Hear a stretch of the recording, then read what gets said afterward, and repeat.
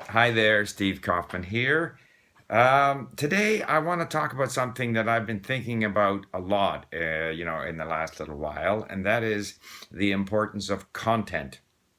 And I'm going to use anime in Japanese as an example of how content and having a content strategy is fundamental to our language learning success.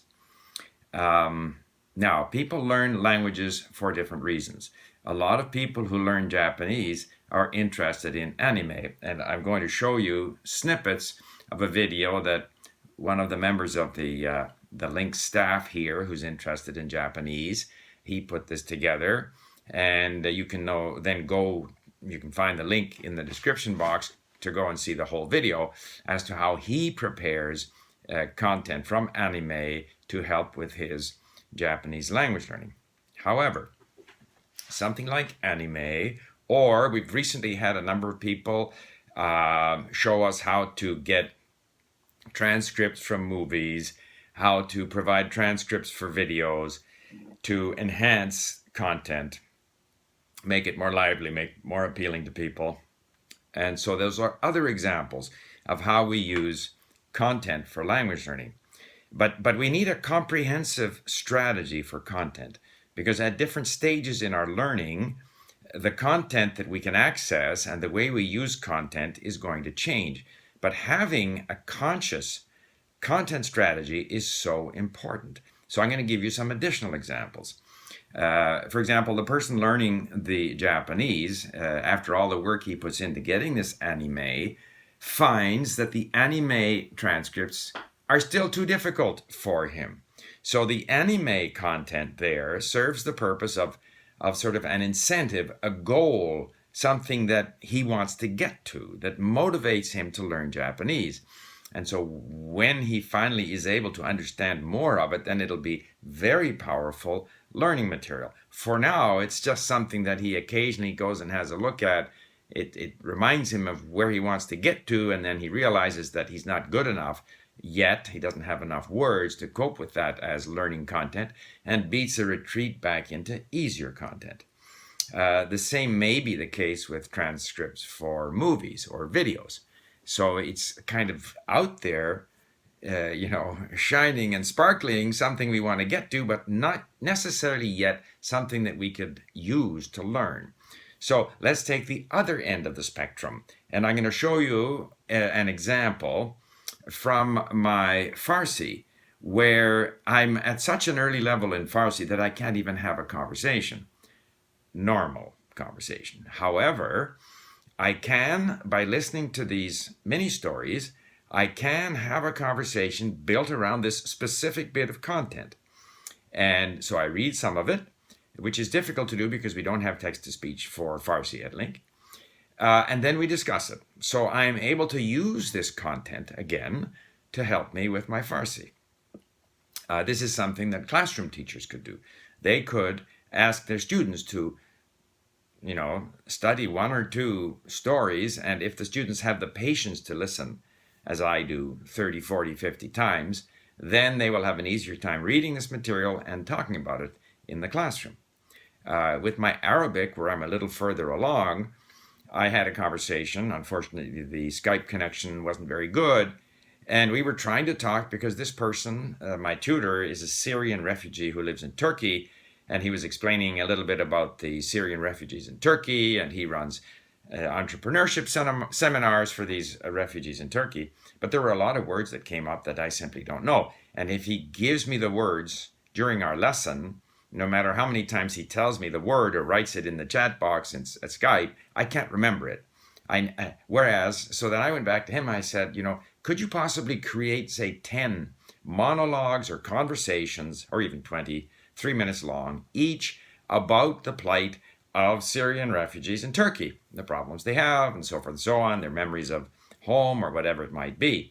Because typically that kind of conversation will use higher frequency words. So again, it's a form of content that's a little more advanced than my mini stories. And if I were able to listen to these monologues, conversations many, many times and read them, then we could have a conversation on that subject. So again, I could use content as a part of my strategy to get me into speaking more.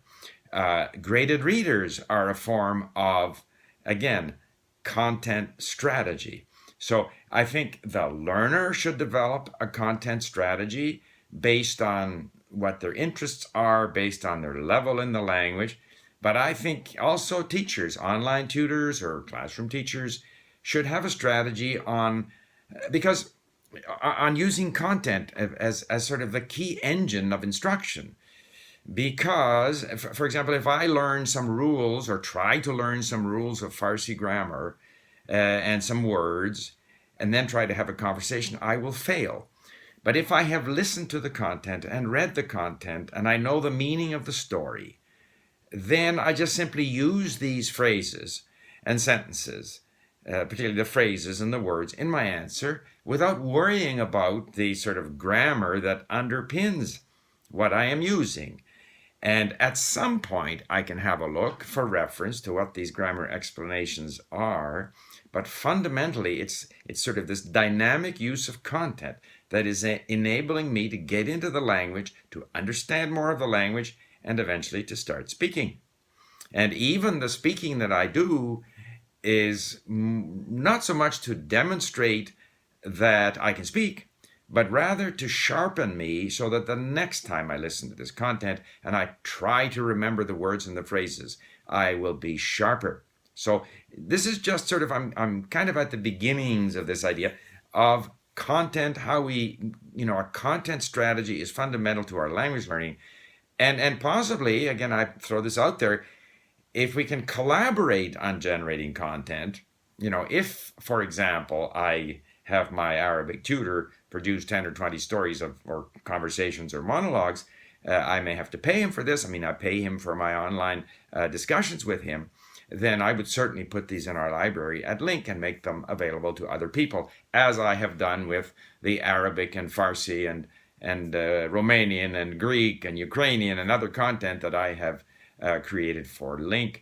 But the more we collaborate in providing content on a variety of subjects of different types at different levels that we can all share in, it'll all help us develop the content strategy that we need for ourselves. So I invite you to go and have a look at what one of our people did with regard to using anime as part of his content strategy.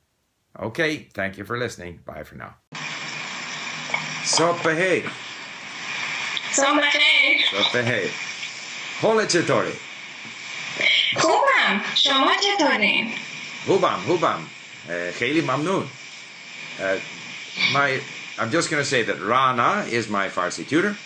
My Farsi is very limited, so what we like to do is that I read one of the mini stories and then Rana asks me questions. So I'm going to start doing that. Okay? Great. So, درس هفتم. درس هفتم. Okay. جیمز در یک اداره کار میکند. اداره کار میکند. او هر روز بسیار کار دارد. او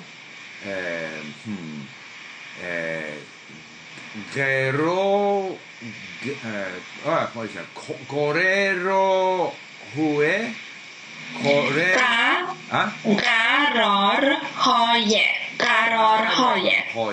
قرارهای بسیار با مشتری‌های وجود دارد. مشتری‌های خود دارد. Those guys confuse those letters. او این قراره کاری را دوست ندارد. درسته ولی او این قرارهای قرارهای درسته دوست ندارد. درسته Okay, so we'll stop there. Now you ask me questions. خب جیمز کجا کار میکنه؟ جیمز در اداره کار میکنه. درسته در یک اداره کار میکنه درسته کار میکنه. درسته اون کم کار میکنه؟ خیر اون بسیار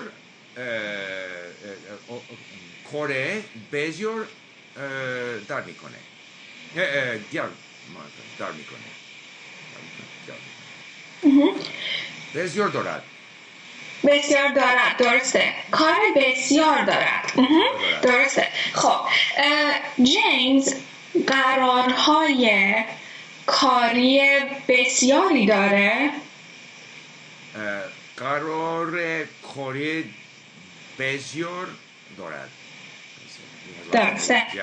درسته جیمز فکر میکنه قرارهای کاری چطور هستن؟ جیمز فکر میکنه قرار کاری خسته هستن خسته کننده هستن درسته دوست نه هستن دوست doesn't like دوست نداره دوست نداره درسته We'll stop it there. We'll get back to our lesson. I'll just stop the video. Just to show what we're trying to do here to get my Farsi going.